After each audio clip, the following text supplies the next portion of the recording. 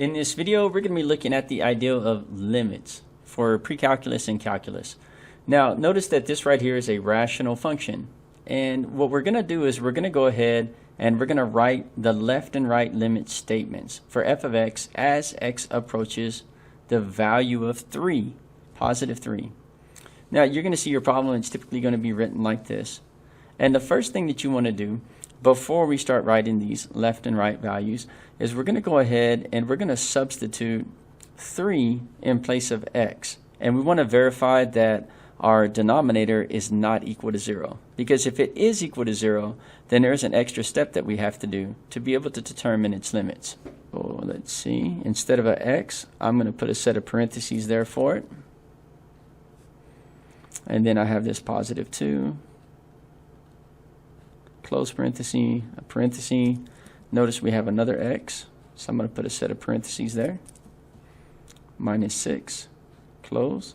And in the denominator, we have x minus 3. So I'm going to put one more set of parentheses. And minus 3. So now we're going to go ahead and we're going to substitute that value of 3 in place of it. And I'm going to continue working this out. Now, notice 3 plus 2 is going to give me 5. So I end up with 5 in the first parenthesis. And 3 minus 6 is going to leave me with negative 3. And that's over 3 minus 3, which gives me 0. So we can already see here that we're going to run into an issue because we have this 0 here. However, I'm going to go ahead and continue this process. So 5 times negative 3 would give me negative 15. And this is all over 0. So because of this situation here, we're going to go ahead and I'm going to draw an arrow from here. Since the equation equals 0,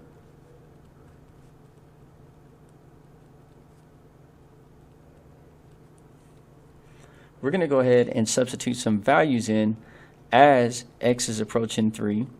And we're going to do that from the left and from the right. So imagine when I say from the left and the right, just consider that we have a graph here. We have positive 3 on the x-axis. And so when I say we're going to be approaching from the left, we're going to be approaching from this side. The reason this is important is because I want to choose a value that's going to be less than 3, because we're approaching from this side, to see what is occurring with my y value as my x increases. So let me show you what I mean.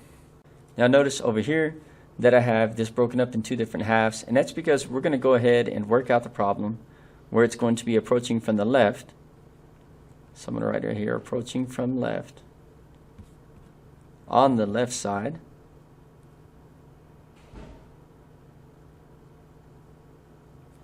And then approaching from the right on the right side. So what I'm going to do is I'm actually going to rewrite the original problem that we had. In other words, I'm going to rewrite what you see right here. But I'm going to put a little symbol after this 3, because there's a symbol that we put after it that signifies that we're either looking at it from approaching from the left or from approaching from the right. And so when I rewrite this, I'm going to rewrite it as LIM, it's for limit, and then I'm going to put x approaching 3, and then I'm going to put a little minus sign right after the 3 up on top. And that signifies that we are approaching from the left. And then if I go ahead and write it out, right, we had x plus 2 and x minus 6 all over x minus 3. Now we do need to choose a number that we can use that represents it's approaching from the left. That's not 3, right? Because when we made it equal to 3, you've seen what happened up here. We got 0 in our denominator. So I want to choose anything that's less than 3, but I want to get really close to 3, as close as I can get. So for me, I'm thinking I'm going to use 2.9, right? 2.9 would be roughly right here, really close to 3, right? And so let's go ahead. I'm going to move this back up. And we're going to go and start doing some substitution. So in place of the x, I'm going to put a set of parentheses there, where we're going to put our 2.9. So everywhere there's an x, I'll put 2.9. So we have this 2.9 replacing this x, and then it says plus 2. So I'm going to go and write plus 2. Close parenthesis, and then I'll put my second parenthesis. Notice there's another x, so I'm going to put another parenthesis and write my 2.9 in there as well. And then I have minus 6. Then I'm going to go ahead, put my fraction bar, and that's going to be over x minus 3. So once again, put a set of parentheses because I'm going to replace x with 2.9, the value that I've chosen to use. That's before 3. And then it's minus 3. And when we work this one out, we're actually going to get a valid answer. That's not going to be 0. Alright, so I'm going to go ahead and I'm going to type this problem in right quick. So notice I'm going to hit alpha y equals enter to get my fraction bar, and I'm going to go ahead and put in my numerator real quick with the number that I chose, that 2.9. So I'll put parenthesis, 2.9, because we're substituting that for the variable x, and then plus 2, close, another parenthesis, and 2.9, close, and then minus 6.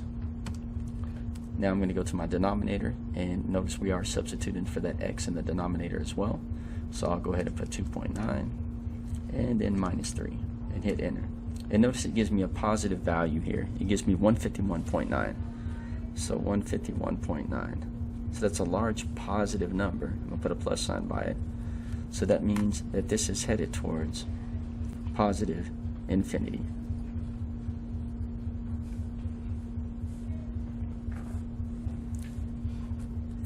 Now we want to go ahead and we want to check from the right side.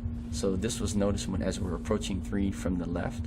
So now we're going to see, what about when we're approaching 3 from the right? And so what we're going to do is I'm going to pick a number that's to the right of 3, because I know if I put 3, it's going to give me a 0.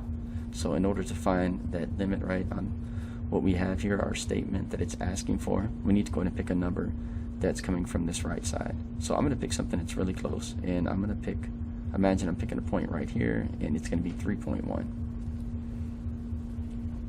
So 3.1. The one previously, right, was before it, as approaching from the left, that was 2.9. And I'm just picking random numbers. You could have picked 3.11, but I'm just going to go 3.1. So I'm going to substitute it in as well. So once again, right, we have this limit, but now we're doing as x approaches 3 from the right. So notice on this one it was approaching from the left, so I'll put the negative sign to indicate that. But since we're approaching from the right, I'm going to put the positive sign, and that indicates we are approaching from the right. So go ahead and put my parentheses. Now I know that everywhere there's an x, I'm just going to put an extra set of parentheses so we can substitute the values in for it.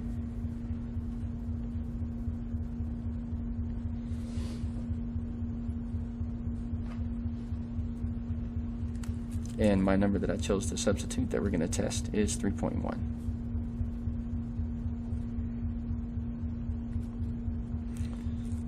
So I'm going to go ahead and type that into my calculator.